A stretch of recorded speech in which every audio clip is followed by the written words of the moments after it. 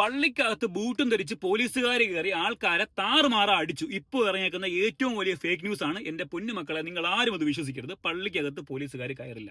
പള്ളിക്കകത്തല്ല പോലീസുകാർ കയറിയത്. പോലീസുകാർ കയറിയത് ഒരു ബിൽഡിങ്ങിലാണ്. പള്ളി എന്ന് പേരുള്ള ഒരു വെറും ബിൽഡിങ്ങിലാണ്. അവിടെ ഇരുന്നവരാരും യഥാർത്ഥ മുസ്ലിം എന്നുള്ള നാമധാരികൾ മാത്രമാണ്, ശരിക്കുള്ള മുസ്ലിംസ് അല്ല. കാരണം ഒരു മുസ്ലിമായ മനുഷ്യൻ പള്ളിക്കകത്ത് കയറുമ്പോൾ നവൈത്തുൽ ഇഅ്തികാഫ ഫീ ഹാദിൽ മസ്ജിദില്ലാഹി തആല എന്ന് നിയത്ത് ചെയ്യും. എന്തിനാണെന്നറിയോ?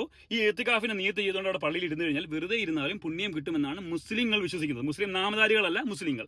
അപ്പോൾ ചില തന്തയ്ക്ക് പറക്കാത്ത കഴിവേറിമോന്മാർ ഈ പള്ളിക്കകത്ത് കയറിയിട്ട് അപരാധവും പൊലടിത്തരവും കാണിച്ച് അവിടെ തമ്മിലടിക്കുകയും ചെയ്തപ്പം പടച്ചവന്റെ വീടാണെന്ന് നിങ്ങളല്ലേ പറയുന്നത്. അപ്പോൾ പടച്ചവന്റെ വീട്ടിൽ കയറിയിട്ട് പടച്ചവന്റെ മുമ്പിൽ ഇരിക്കുമ്പോൾ ഇരിക്കണം. അല്ലാതെ കാട്ടുവീടിന്റെ മുമ്പിൽ ഇരിക്കും പോലെ പറ അപരാധം വിളിച്ചു കഴിഞ്ഞാൽ അവിടെ പോലീസ് അല്ല, അവിടെ പല പട്ടാളങ്ങളും വരും. അപ്പോൾ അതുകൊണ്ട് പോലീസിനെ അവിടെ കയറ്റിയ താഴെയുള്ള ആരാണോ അവന്മാരെ വിളിച്ച് അവന്മാരുടെ അടുത്ത് പോയി ചോദ്യം, ഇതൊക്കെ എന്തിനാണ് ചെയ്തത്, എന്നിട്ട് അവന്മാരെ അങ്ങോട്ട് പുറത്ത് നിർത്ത്, പള്ളിക്ക് പുറത്ത് നിർത്ത്, പള്ളിക്കകത്ത് അവന്മാരെ മേലാ കയറ്റരുത്. അല്ലാതെ ഈ പോലീസിനെ അവിടെ നീയൊക്കെ കൂടി അവിടെ വിളിച്ചു വരുത്തി പോലീസ് അവരുടെ ഡ്യൂട്ടി, അതായത് സ്റ്റേഷനിലിരുന്ന പോലീസിനെ നിങ്ങൾ അവിടെ വിളിച്ചു വരുത്തിയിട്ട് പോലീസ് അവരുടെ ഡ്യൂട്ടി ചെയ്തപ്പം എന്തിന് പോലീസ് കയറിയെന്നായി?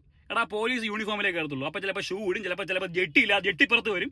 നീ ആദ്യം പോലീസിനെ കയറ്റിയതാകളില്ലേ അവന്മാരെ വിളിച്ചിട്ട് സംസാരിക്കുക. അതല്ലാതെ ഈ ഓൺലൈനിൽ വന്നിട്ട് മന്ത്രിമാരെ അപരാധിക്കുന്നില്ലേ, അതെല്ലാം ഞാൻ അംഗീകരിക്കാം. പക്ഷെ ആദ്യം ഈ യവന്മാരെ പിടിച്ച മുമ്പ് കൊണ്ടുപോകാം. അവിടെ പള്ളി കമ്മിറ്റിക്കാരെല്ലാവരെയും പോസ്റ്റർ അടിച്ച് ഇത്രയും പേരാണ് അവിടെ പ്രശ്നം ഉണ്ടാക്കിയത്, ഇത്രയും പേരാണ് പോലീസിനെ വിളിപ്പിക്കാൻ കാരണമായത്. പോലീസിനെ വിളിച്ചവരല്ല, പോലീസിനെ വിളിക്കാൻ അവിടെ പ്രശ്നമുണ്ടാക്കിയ ഏത് തന്തയില്ലാത്തവന്മാരാണോ, തന്തയില്ലാത്തവനല്ല തന്തയില്ലാത്തവന്മാർ ഒരുപാട് പേരുണ്ടല്ലോ. യുവമാരെ മൊത്തം എല്ലാം ഫേസ്ബുക്കിലും ഇൻസ്റ്റഗ്രാമിലും ഒക്കെ കൊണ്ടുവന്ന് നിങ്ങൾ ആദ്യം അവരെ അവഹേളിക്കൂ, എന്നിട്ട് പോലീസുകാരെ മടക്കി കൊണിക്കാം കേട്ടോ.